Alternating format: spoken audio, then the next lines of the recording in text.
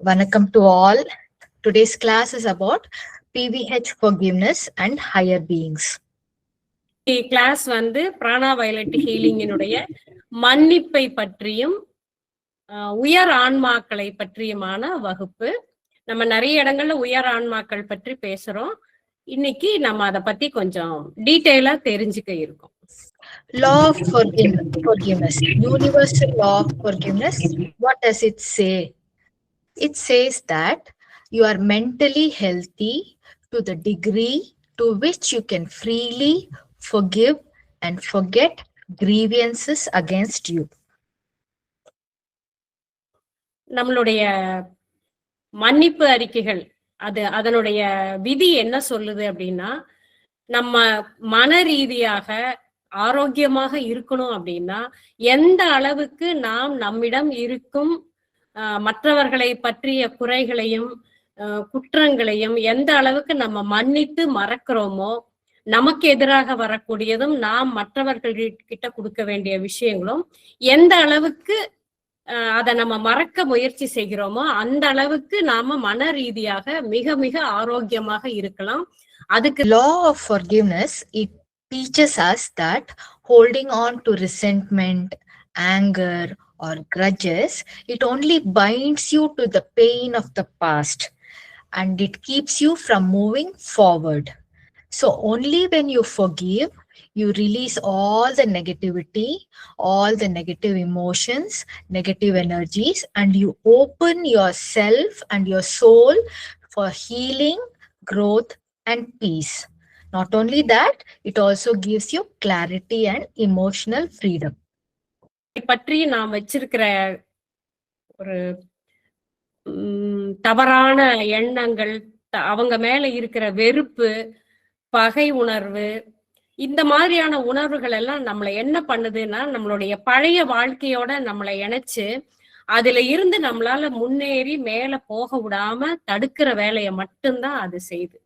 அதனால நம்மளால மேற்கொண்டு மேல போய் அடுத்த லெவலுக்கு நம்மளால மூவ் ஆன் ஆக முடியாம நம்மளை தடுப்பதோடு இல்லாம நமக்கு உடல் ரீதியாக, மன ரீதியாக, உணர்வு ரீதியாக பெரிய ப்ராப்ளத்தை உருவாக்குறதோட நமக்கு ஹீலிங் அப்படின்னு செய்யணும் இல்ல பண்ணணும் அப்படின்னா கூட நம்மளால ஹீலிங்கை ஏற்றுக்கொள்ள முடியாம போறதுக்கு காரணம் நம்ம கிட்ட இருக்கிற இந்த தேவையில்லாத வெறுப்பும் கோபங்களும் மற்றவர்களை பற்றி இருக்கின்ற தேவையில்லாத விஷயங்களும் தான். அதை தாண்டினாதான் நம்ம உடல் குணமடையும்.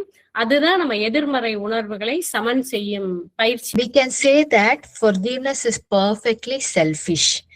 ஏன்னா it has to do with our peace of mind. நம்மளுடைய மற்றவங்களை மன்னிக்கிறோம் அப்படிங்கிறது எப்படி இருக்கு அப்படின்னா முழுக்க முழுக்க முழுக்க சுயநலமான ஒரு விஷயம். எப்படி அப்படின்னா, நாம் நல்லா இருக்கணும் அப்படின்னா என்னுடைய உடல்நிலை, மனநிலை, உடல் ஆரோக்கியம் எல்லாமே நல்லா இருக்கணும் அப்படின்னா நான் மற்றவர்களை மன்னிக்க தயாராக இருக்கணும். நான் மன்னிக்கும் போது மட்டும்தான் நான் ஆரோக்கியமாக இருக்க முடியும். இது முழுக்க முழுக்க ஒரு அதாவது என்னுடைய தன்னலமான விஷயம்தான். நான் நல்லா இருந்தா மட்டும்தான் மத்தவங்களுக்கு உதவி செய்யவும் முடியும். சோ மன்னிக்கிறதுங்கிறது நீங்க ஒரு பெரிய பெருந்தன்மையான விஷயம்னு நினைக்காதீங்க. நீங்க நல்லா இருக்கணும்னா நீங்க மத்தவங்களை மன்னிக்கணும். Super. Okay. PVH Shiva sir has given us such a wonderful modality whose fundamental basis is forgiveness. அடிப்படையாக நமக்கு பிராணா வயலட் ஹீலிங்ல நம்ம சிவா சார் சொல்லி கொடுக்கிறது முக்கியமாக மன்னிப்பது. மன்னிக்கும் நம்மளுடைய மன்னிப்பு அறிக்கைகள், ஒவ்வொருத்தருக்கும் எப்படி மன்னிப்பு கேட்கணும், எந்த மாதிரி யார்கிட்ட எல்லாம் மன்னிப்பு கேட்கணும்னு அவர் கொடுக்கிற இந்த முறையில மிக பெரிய குணப்படுத்துதலும் உடல் ஆரோக்கியமும் மன ஆரோக்கியமும் நமக்கு கிடைக்கிறது. Yes, because only when you forgive, your body heals itself. நம்ம மன்னிக்கிறதுனாலதான் நம்ம உடம்பு குணமடைய தொடங்குகிறது. நம்ம சொல்றோம் இல்லைங்களா, உடல் தன்னைத்தானே குணப்படுத்தி கொள்ளும். உடல் தன்னைத்தானே குணப்படுத்தி கொள்ள அதிகமான பிராணசக்தி தேவை. எந்த அளவுக்கு பிராணசக்தி இருக்கோ அந்த அளவுக்கு உடல் தன்னைத்தானே விரைவாக குணப்படுத்தி கொள்ளும் அப்படின்னு சொல்றோம் இல்லைங்களா. இது எல்லாம் நடக்கணும் அப்படின்னா முதல்ல நம்ம மற்றவர்களை மன்னிக்க தயாரா இருக்கணும். பழைய விஷயங்களை நம்ம மறக்கவும் தயாராக இருக்கணும். PVH follows the law of karma. It follows the universal law of karma. What is law of karma? It is the law of cause and effect, of action and reaction, and what you sow, you reap. நம்மளுடைய பிராணா violet healing எதை follow பண்ணுது அப்படின்னா கர்மா தியரியை follow பண்ணுது. அதுல முக்கியமாக நம்ம என்ன சொல்றோம், லா ஆஃப் கர்மானா என்ன? நீங்க என்ன செய்யறீங்களோ அதற்கு உண்டான விளைவு. என்ன செயல் செய்கிறோமோ அதற்கு உண்டான விளைவு, செயல் விளைவு அப்படின்னு வச்சுக்கலாம். என்ன ஆக்ஷன் ரியாக்ஷன், ஒரு செயல் செய்தா அதற்கு கண்டிப்பாக ஒரு ரியாக்ஷன் இருக்கும். இப்ப நான் கை தட்டுறேன் அப்படின்னா கை தட்டுறது மட்டும்தான் என்னுடைய செயல். அதற்கு ஓசையாக விளைவாக வந்தது, அந்த கை தட்டும் போது வந்த சத்தம் விளைவாக வந்தது. இதுதான் ரொம்ப சிம்பிளான தியரி. எந்த செயல் நீங்க செய்தாலும் நான் செய்துட்டேன், அதுக்கு எதுவுமே எங்கேயுமே அதுக்கு ரெக்கார்டு இல்லைன்னு நினைக்க முடியாது. நான் எப்படி கை தட்டும் போது சத்தம் வந்ததோ அதே மாதிரிதான் என்னோட ஆக்ஷனுக்கு ஒரு ரியாக்ஷன் இருக்கும். நாம எதை விதைக்கிறோமோ அதை கண்டிப்பாக அறுவடை பண்ணியே தீரணும். Okay, whatever you do to another, you will do to your own soul. For example, if you judge another person, you will be judged. If you bless another person, you will be blessed. ஒவ்வொரு செயலுக்கும் ஒரு விளைவு இருக்குன்னு சொல்றோம் இல்லைங்களா?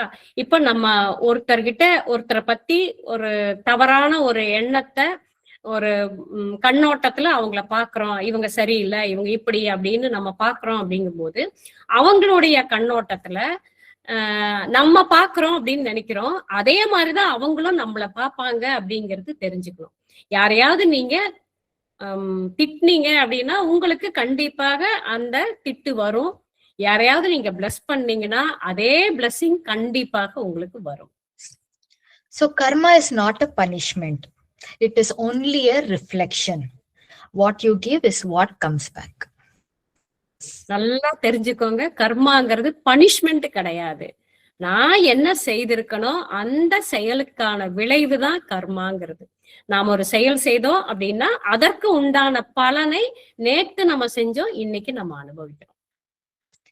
So you can't mess up with someone's emotions or break their trust or play games with their heart and expect your life to stay peaceful, because the universe has watched it all and it never misses.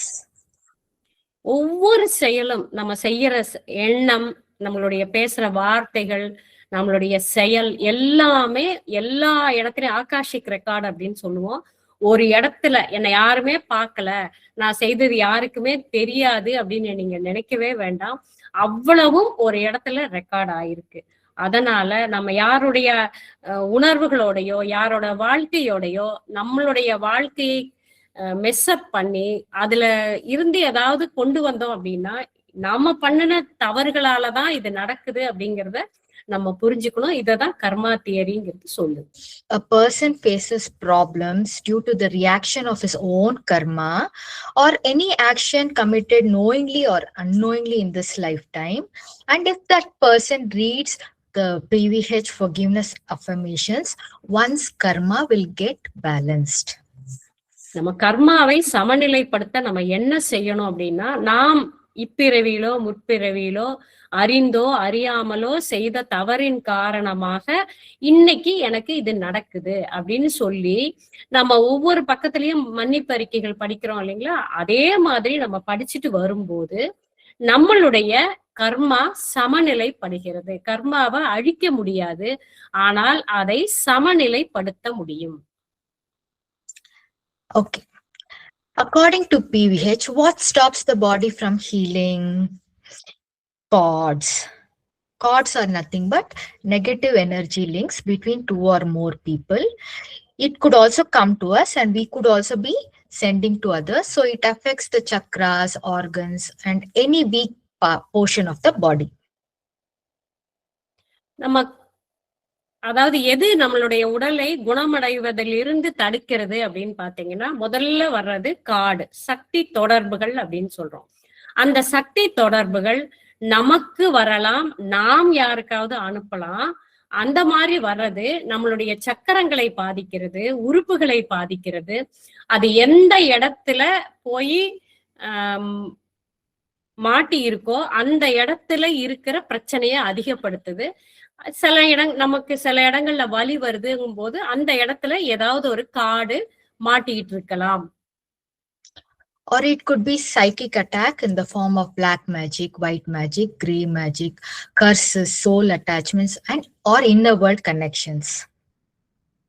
அதாவது மன ரீதியாக பாதிக்கக்கூடிய விஷயங்கள் அப்படின்னு சொல்றோம். Psychic attack அப்படிங்கும் போது சில அமானுஷ்யமான சக்திகள், எதிர்மறை சக்தி தொடர்புகள் அந்த மாதிரி வரும்போது அது செய்வினைகளாக இருக்கலாம், வெண்மந்திரமாக இருக்கலாம், இல்லைன்னா கிரே மேஜிக்னு சொல்ற சாம்பல் மந்திரமாக இருக்கலாம், சாபங்களாக இருக்கலாம், ஆன்மாக்களின் தொடர்பாக இருக்கலாம், இன்னர் வேர்ல்டு கனெக்ஷன் சொல்ற உள் உலகத்தில் இருந்து வரக்கூடிய அமானுஷ்யமான சக்திகள் காரணமாக நம்மளுடைய மன ரீதியாக நாம் பாதிக்கப்படலாம். Another reason is wrong diet. Too much of carbohydrates, of too much of acidic food also keeps the body from healing. தவறான உணவு முறை பழக்கங்கள் இது நம்ம உடல்நிலையை பாதிக்கும், உடல் ஆரோக்கியமாக இருப்பதை தடுத்துரும். இப்ப சில சமயங்கள்ல நம்ம அமிலத்தன்மை வாய்ந்த உணவுகள் அதிகமாக சாப்பிடுறோம், மாவு சத்து சாப்பிடுறோம், இனிப்பு வகைகளை சாப்பிடுறோம்.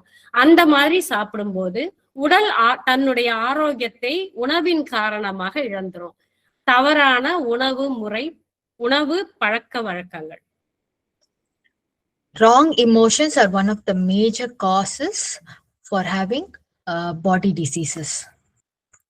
தவறான நம்ம கிட்ட இருக்கிற உணர்வு ரீதியாக நம்ம பாதிக்கப்படுற விஷயங்கள், ஒரு கவலை இருக்கலாம், கோபம் இருக்கலாம், பயம் இருக்கலாம், வெட்கம் இருக்கலாம், அவமானம் இருக்கலாம். அந்த மாதிரியான விஷயங்கள் நம்மளுடைய எமோஷனல் பாடி லெவல்ல இருந்து உடல் ஆரோக்கியத்தை அது தடுத்துரும். All this will lead to failure of immune system also. இத்தனையும் சேரும் போது நம்மளுடைய உடல்ல இருக்கிற நோய் எதிர்ப்பு தன்மைய அது முழுக்க குறைச்சிரும். அது ஃபெயிலியர் ஆயிரும். ஃபெயிலியர் ஆகும்போது ஏதாவது ஒரு நோய் கிருமிகளோ இல்ல நோயோ தாக்கினா அந்த நோய் கிருமிகளை எதிர்த்து போராட நம்ம கிட்ட இருக்கிற நோய் எதிர்ப்பு தன்மை குறைஞ்சிரும். Apart from that, there is auto suggestions or self blocks also harm our body.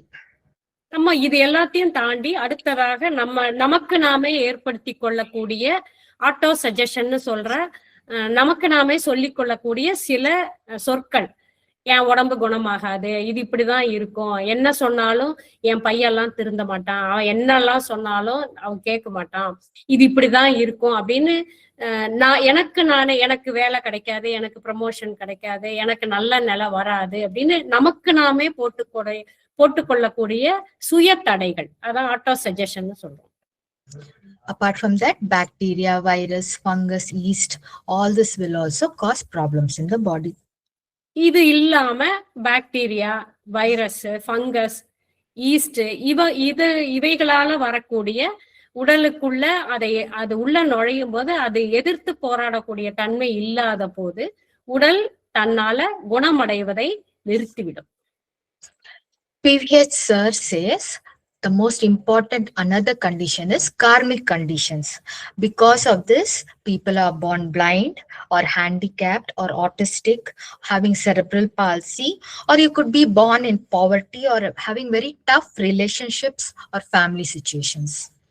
இது எல்லாம் தாண்டி நம்ம PVH சிவா சார் சொல்றது கார்மிக் கண்டிஷன், அதாவது கர்ம ரீதியான பிரச்சனைகள். பிறக்கும் போதே ஊமையாக, செவிடாக, பிறக்கும் போதே ரொம்ப ஏழ்மை நிலையில பிறக்கிறது, குடும்ப உறவுகளுக்குள்ள நிறைய பிரச்சனைகள் இருக்கிறது. இது எல்லாமே கார்மிக் கண்டிஷன்ல சேரும். Okay, now we'll see what is the purpose of our birth or the purpose of the soul in this lifetime.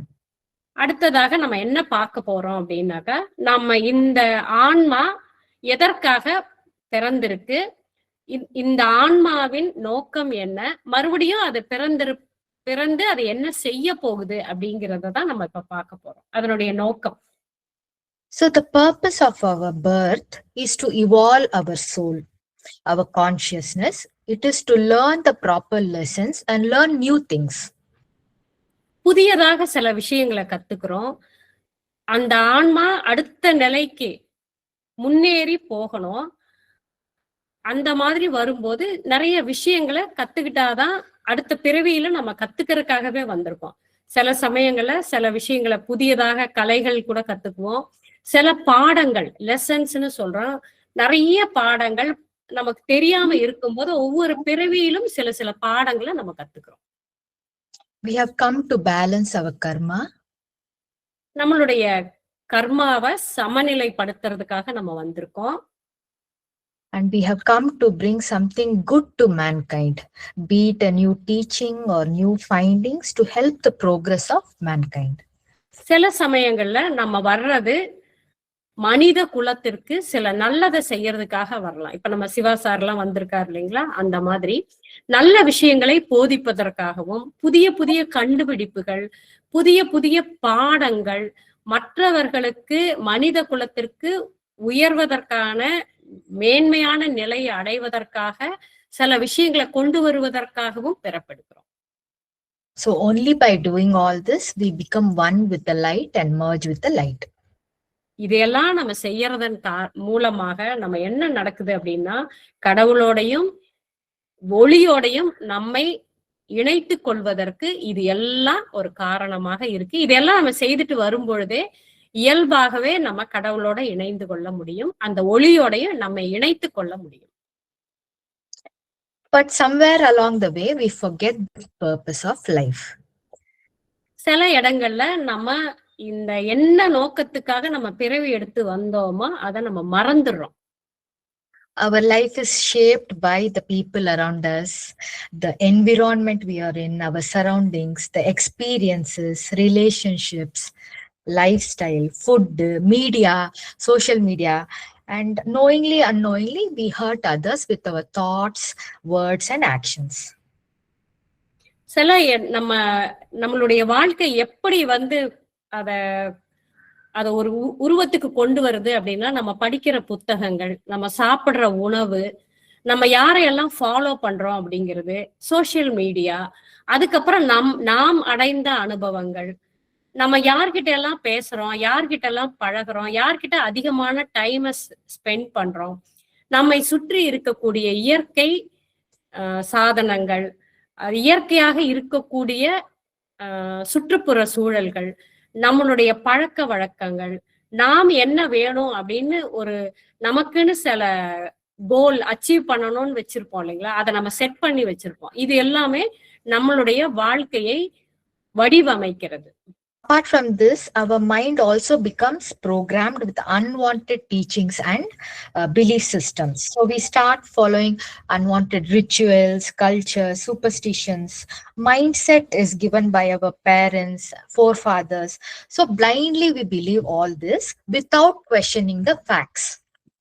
நம்ம உண்மையான தன்மை என்ன இருக்கு அப்படிங்கிறத மறந்துட்டு நம்மை சுற்றி நடக்கக்கூடிய விஷயங்கள், நமக்கு சொல்லிக் கொடுக்கக்கூடிய விஷயங்கள், நம்ம பெற்றோர்கள் மூலமாக, உறவினர்கள் மூலமாக, சுற்றுப்புறம் மூலமாக, நண்பர்கள் மூலமாக, சோசியல் மீடியா வழியாக வரக்கூடிய சில சம்பிரதாயங்களையும் சடங்குகளையும் கண்ணை மூடி நம்ம ஃபாலோ பண்ண தொடங்குறோம். அதற்கு அடிப்படையில என்ன இருக்குங்கிற உண்மைகளை மறந்துட்டு நம்மளுடைய நம்பிக்கைகளை மட்டுமே வச்சுட்டு நம்ம அதை ஃபாலோ பண்ண தொடங்குறோம். So we have to ask a question. Are we truly happy? இந்த இடத்துல நம்ம ஒரு கேள்வியை கேட்டே ஆகணும். நம்ம உண்மையிலேயே மகிழ்ச்சியாக இருக்கிறோமா?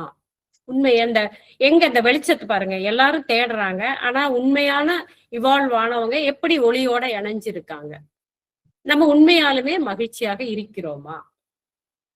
If we are happy also, are we joyful all the time?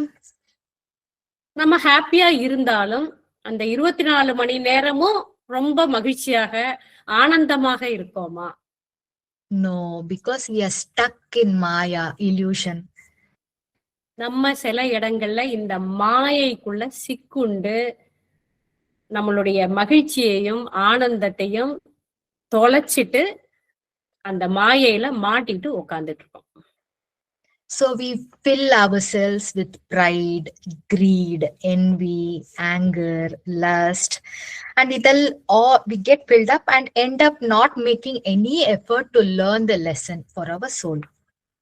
நம்ம இந்த ஆன்மாவுக்கான பாடங்களை கற்றுக்கொள்ளுவதை மறந்துட்டு நம்ம என்ன பண்றோம் அப்படின்னா, நமக்குள்ள ஒரு தற்பெருமை, நம்மளுடைய கோபம், காம உணர்வுகள், மற்ற எண்ணங்களோட கலந்து பொறாமப்படுறது, கண்ணு வைக்கிறதுன்னு சொல்லுவோம் இல்லைங்களா, ஈவில் ஐ கொடுக்கறது, அந்த மாதிரி நிறைய தேவையில்லாத உணர்வுகளால சிக்குண்டு ஆன்மாவின் பாதை எதுக்காக ஆன்மா மறுபடியும் பிறவி எடுத்து வந்ததுங்கிறத மறந்துட்டு செயல்பட்டு இருக்கோம். This way our connection to our soul is lost. இந்த இடத்துல எதுக்காக அந்த ஆன்மா பிறவி எடுத்து வந்ததோ அந்த இறைவனோட இருக்கிற தொடர்பு காணாம போயிடுச்சு. So when the connection to our soul is lost, the connection to the divine is also lost. நம்ம ஆன்மாவோட தொடர்பை ஏற்படுத்தி கொள்ளுவதை இழந்த உடனேயே இறைவனோட இருக்கிற தொடர்பும் கட்டாயிருது. So after leading a very average and mostly miserable life, we end up dying carrying additional karmic debts. So this way our birth and death cycle keep on continuing. இப்படி நம்ம பண்ணிக்கிட்டே இருக்கிறதுனால நம்மளுடைய இந்த பிறவியில ஆன்மாவோட நிறைய தேவையில்லாத துன்பங்களையும் துயரங்களையும் சேர்த்திட்டே போகும்போது முடிவே இல்லாம இறப்பது பிறப்பது அப்படிங்கிறது மறுபடியும் வந்துகிட்டே இருக்கு. So individually also we are not happy with ourselves. We are filled with doubts, self-hatred, self-doubts, inferiority complex, overthinking, self-blocks. Because of that, we do not have happy relationships with all the people around us. So we also end up picking up souls and entities through our emotions. நம்மளுடைய தேவையில்லாத இந்த உணர்வுகள் காரணமாக அதிகமான சிந்தனைக்குள்ள போயிடுறோம். மத்தவங்க கிட்ட நல்ல உறவு முறைய நம்மளால காப்பாத்திக்க முடியல. மத்தவங்கள சபிக்கிறோம், மத்தவங்க கிட்ட திட்டுறோம். என்ன நோக்கத்துக்காக வந்தோம் அப்படிங்கிறது தெரிஞ்சுக்காம நம்ம நிறைய பிரச்சனைகளுக்கு உள்ள போய் நம்ம மாட்டிக்கிறோம். For example, if we get anger, the anger increases, but it does not decreases because these entities come and surround you. So you keep on attracting more anger energy towards yourself. இப்போ ஒரு உதாரணத்துக்கு நம்ம ஒரு கோபப்பட்டிருக்கோம் அப்படின்னா அந்த கோபத்துக்கு உண்டான காரணத்தை கண்டுபிடிச்சு நம்ம அதை கம்மி பண்றதுக்கு பதிலாக கோபப்படும் போது உங்களை சுத்தி இருக்கிற அந்த என்டிட்டிஸ்னு சொல்ற கோபப்பட்டுக்கிட்டு இருக்கிற மற்ற சக்தி வடிவத்துல அவங்க எல்லாம் சுத்திக்கிட்டு இருக்கும்போது நீங்க கோபப்படும் போது ஒண்ணுமே இல்லாத காரணத்துக்காக அவங்க உங்களை ஆக்குப்பை பண்ணி அவங்க வழியாக அவங்க என்னெல்லாம் மத்தவங்க கிட்ட காமிக்கணும்னு நினைச்சாங்களோ அதையெல்லாம் சேர்த்தி உங்களையும் அறியாம நீங்க மத்தவங்க கிட்ட அதிகமான உங்களுடைய கோபத்தினால வரக்கூடிய உணர்வுகளை வெளிப்படுத்த தொடங்கிடுவீங்க. இதுக்கு நீங்க மட்டும் காரணம் கிடையாது, உங்களை சுத்தி இருக்கிற விஷயங்கள் எல்லாமே காரணமாக ஆயிடும். So this is a photo of a drug addiction. Clairvoyant who sees, this is what they see. If you're addicted to drugs and alcohol and all that, this is how souls and entities come and gather around your aura. இப்ப ஒருத்தர் ஒரு போதை பழக்கத்திற்கு அடிமையான ஒருத்தர் அந்த இதுல இருக்கும்போது அவர் அந்த போதையில இருக்கும்போது அவரை சுத்தி நிறைய தேவையில்லாத சக்தி தொடர்புகள் எல்லாம் வர்றத அவங்களால உணர முடியும். அந்த போதை பழக்கத்தினால சில காட்சிகளை அவங்களால காண முடியுது. அவங்க என்ன சொல்லுவாங்க, தங்களை சுத்தி இவ்வளவு பேரு பேய் மாதிரி பூதம் மாதிரி பிசாசு மாதிரி அவங்கள சுத்தி ஆக்குப்பை பண்றது அவங்களால பார்க்க முடியுது. So this not only carries for an individual, this is spread even to the state, country and between countries. So idanala, because of this, we get situations of war where there is strong inner world connections which comes to support the war and causes chaos and death. Example is the Israel, Palestine, or Russia, Ukraine. So there is also war between religions. நம்ம இது வந்து தனிப்பட்ட நபர் சம்பந்தப்பட்ட விஷயமாக நம்ம நினைக்கலாம். அவங்க கோபம் வந்தது அவங்கள சுத்தி இருக்கிற ஆக்ஷன், அவங்கள சுத்தி இருக்கிற இன்னர் வேர்ல்டு கனெக்ஷன்னால அவங்க ரியாக்ட் பண்றாங்க அப்படின்னு நம்ம நினைச்சுக்கலாம். ஆனா இது என்ன ஆகுது அப்படின்னா, ஒரு ஒரு தனி மனிதன்ல இருந்து தொடங்கி உலக அளவுல எல்லா இடங்கள்லயும் பரவுது. 2 நாடுகளுக்கு நடுவுல அது பெரிய யுத்தமாக மாறுது. மதங்களுக்கு நடுவுல பிரச்சனைகளை ஏற்படுத்துது. நம்ம ஒரு ஒவ்வொருத்தர் மேலையும் ஒரு பகை உணர்வோடையும் விரோதத்தோடையும் இந்த இந்த மாதிரி உணர்வுகளை கொண்டு போகும்போது நிறைய சங்கடங்கள், சிக்கல்கள், வாழ்க்கையில அதாவது நாடுல யுத்தம் நடக்கும்போது வரக்கூடிய பிரச்சனைகள், இது எல்லாத்தையும் நம்ம இப்ப கண்கூடா பார்த்துட்டு இருக்கோம். ரஷ்யா, உக்ரைன், பாலஸ்தீன், இஸ்ரேல் எல்லா கண்ட்ரிலையும் வார் அப்படின்னு நடக்கும்போது எப்படியெல்லாம் அதனால பாதிக்கப்படுறோம் அப்படிங்கிறது நம்ம கண்கூடா பார்த்துக்கிட்டே தான் இருக்கோம். தனி மனித பிரச்சனை மட்டும் இல்ல, உலக அளவுல அந்த பிரச்சனை பெரிதாக வருது. So when connection between the soul and creator is lost, obviously there is no divine connection, no flow of divine prana. So one will start getting a weaker aura. So when one has a weaker aura, negativity attracts negativity. So this will lead to further illness in the body, mind and soul. இப்ப நம்ம அந்த ஆன்மாவுக்கான தொடர்பையும் அல்டிமேட்டா இறைவனுக்கான தொடர்பையும் நம்ம இழந்து விடும் பொழுது நம்மளுடைய ஆறா ரொம்ப வீக் ஆகும் போது மற்ற கனெக்ஷன் எல்லாம் நம்மை நோக்கி ரொம்ப ஸ்ட்ராங்கா வர தொடங்கிரும். நம்ம என்ன செய்வோம் அப்படின்றது தெரியாம கடைசியில ஒரு பயத்துக்கும் ஒரு நம்மளுடைய மூளை சரியா வேலை செய்யாத அளவுக்கு எல்லாமே மத்த வெளியில இருக்கிற நெகட்டிவ் எனர்ஜி நம்மள ஆக்குப்பை பண்ணிரும். அதுவே நம்ம ஸ்ட்ராங்கா இருந்தோம் அப்படின்னா வெளியில நின்று கத்துமே ஒழிய கிட்டவே நுழைய முடியாது, வர முடியாது. So Shiva sir has given us such a wonderful tool of forgiveness. This forgiveness affirmations. So this forgiveness affirmations is for the soul, not for our mind. இப்ப நமக்கு பிராணா வயலட் ஹீலிங்ல நம்ம சிவா சார் கொடுத்திருக்கிற இந்த அறிக்கைகள் அதுவும் மன்னிப்பு அறிக்கைகள் நம்ம மனதிற்கோ அல்ல உடலுக்கோ அல்ல, இது வந்து ஆன்மாவுக்காக கொடுக்கப்பட்ட பாடங்கள். அந்த ஆன்மா இந்த அஃபர்மேஷனை படிக்கும் போது அந்த சிம்பலோட அந்த சின்னத்தோட நம்மள கனெக்ட் பண்ணுது. இந்த சின்னம் என்ன செய்யுது அப்படின்னா ஆன்மா கிட்ட அந்த விஷயத்த கொண்டு போய் சேர்த்துது.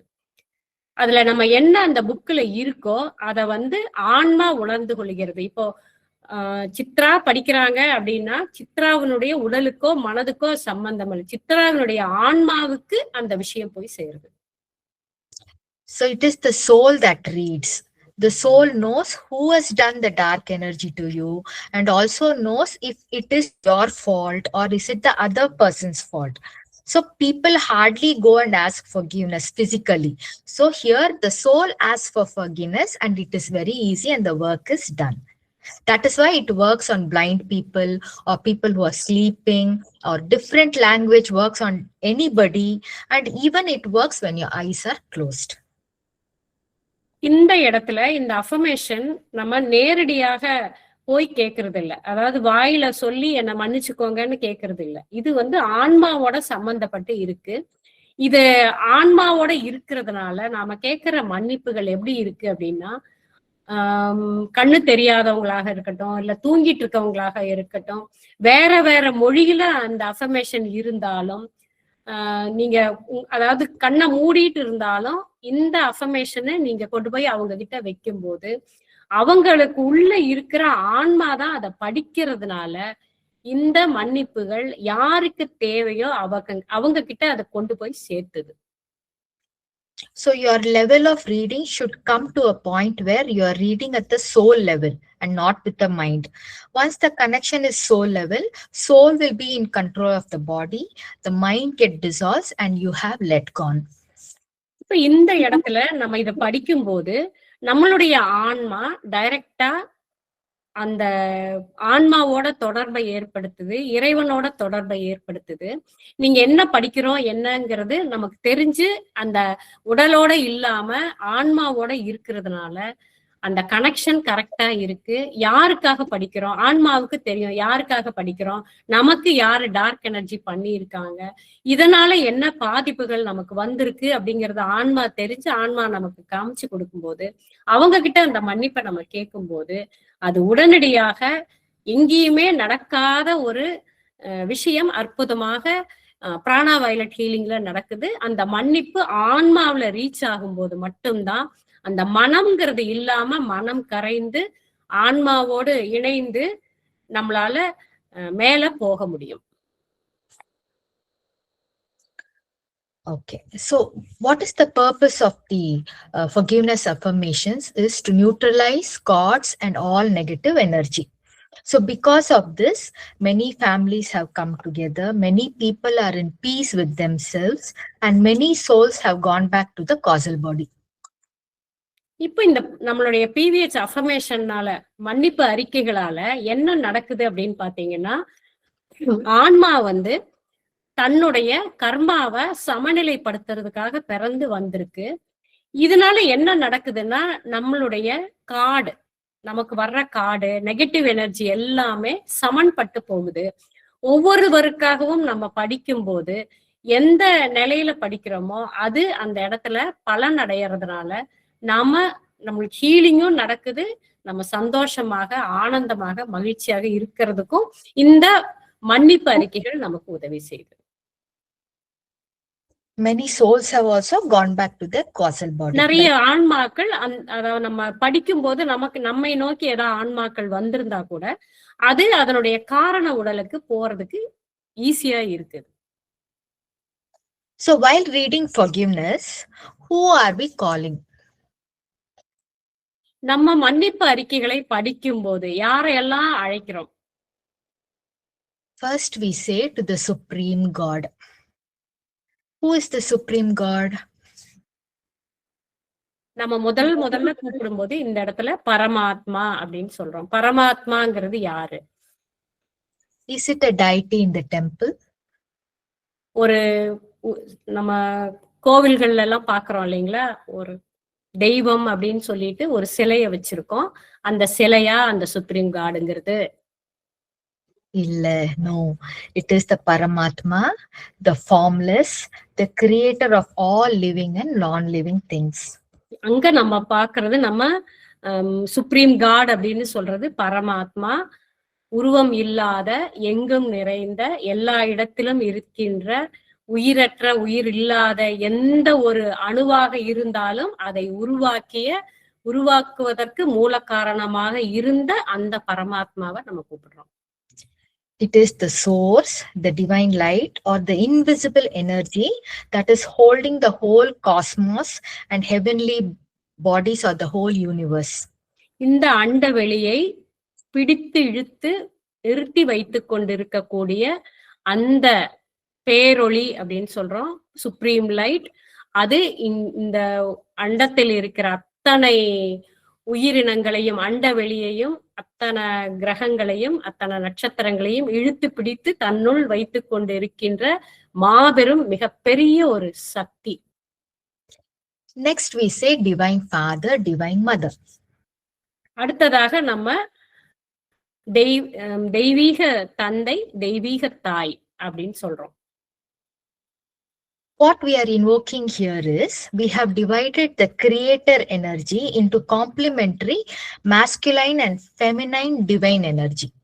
இந்த இடத்துல நம்ம அந்த சுப்ரீம் காட்னு சொல்ற அந்த மிகப்பெரிய பேரொளியாகி அந்த சக்திய இரண்டாக பிரிக்கிறோம். ஒண்ணு வந்து ஆண் சக்தி, இன்னொன்னு பெண் சக்தி, சிவம் சக்தின்னு சொல்றோம் இல்லைங்களா, அந்த மாதிரி. So it is the father energy and the mother energy. அம்மாவுடைய சக்தியும் அப்பாவினுடைய சக்தியும் இணைந்ததுன்னு சொல்லலாம். So they அவங்க ரெண்டு பேரையும் நம்ம கூப்பிடுறோம். So they represent the creator or the providing energy and the nurturing forces of the universe. இந்த இடத்துல அது எதை கொடுக்குதோ, கொடுக்கிறது, பாதுகாக்கிறது, இரண்டு சக்திகளும் இணைந்தது. அப்பா வந்து வீட்டுல சம்பாதிச்சுட்டு வர்றாருன்னா அம்மா வந்து வீட்டுல எல்லாத்தையும் பராமரிச்சு கொடுக்குறாங்க இல்லையா, அந்த மாதிரி இரண்டும் சேர்ந்த ஒரு சக்தி. So father energy symbolizes security, stability, strength, discipline, role model. Mother energy symbolizes nurturing, unconditional love, compassion, guidance.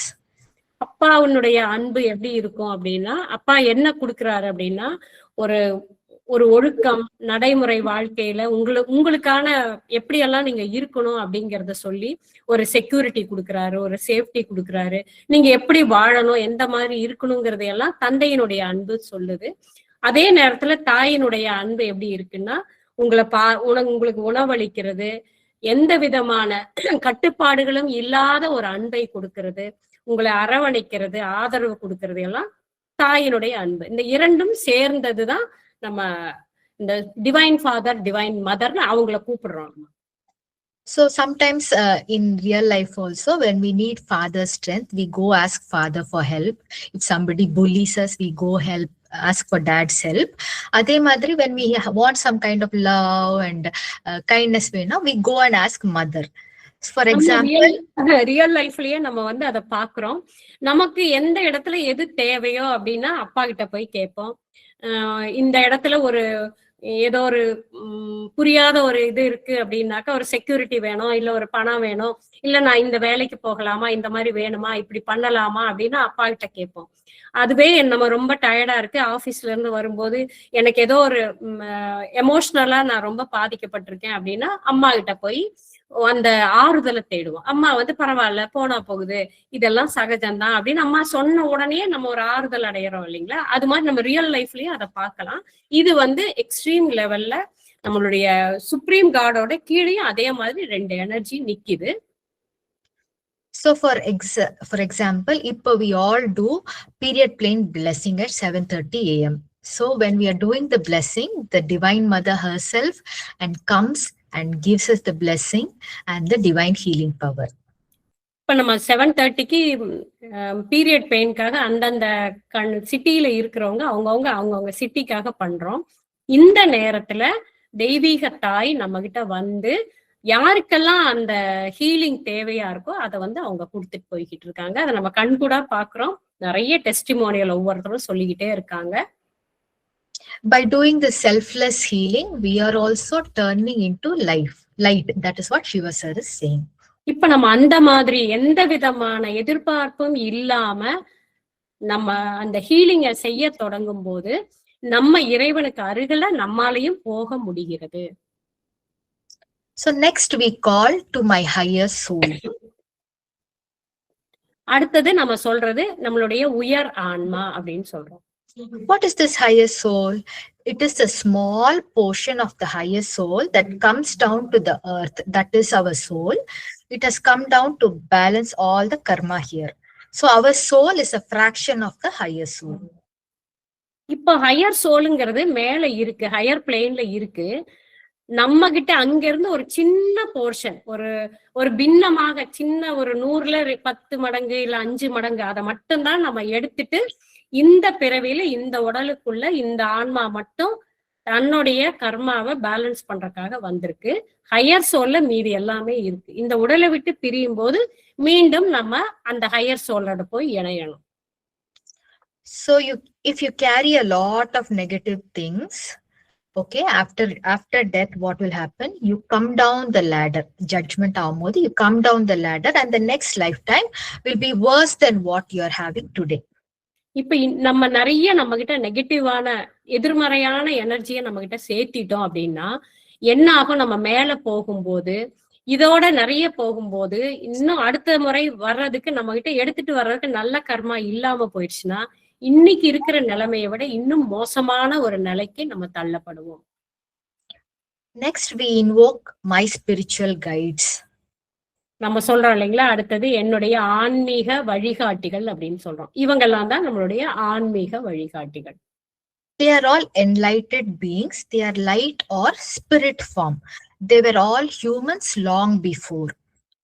இவங்கெல்லாம் முதல்ல நம்மள மாதிரி ஒரு மனிதர்களாக வாழ்ந்தவங்க. ஆனா அவங்கவுங்க அடுத்தடுத்த நிலையில நல்ல விஷயங்களை செய்து செய்து செய்து அவங்க கிட்ட அந்த கர்மாவே இல்லாம ஆகும்போது லைட் பீயிங்கா ஒளியாகவே மாறி மேல இருக்காங்க.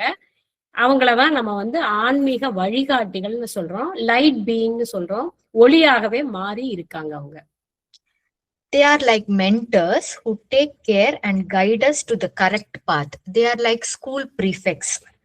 நம்மளுடைய அதாவது ஆன்மீக வழிகாட்டிகள் இவங்க என்ன பண்றாங்க அப்படின்னா, நம்மள வழி நடத்துறதுக்கும் நம்மள செதுக்கி நல்ல நிலையில கொண்டு வர்றதுக்கும் ஒரு ஸ்கூல் டீச்சர் மாதிரி இருந்து நம்மள அவங்க கைட் பண்ணிக்கிட்டே இருக்காங்க.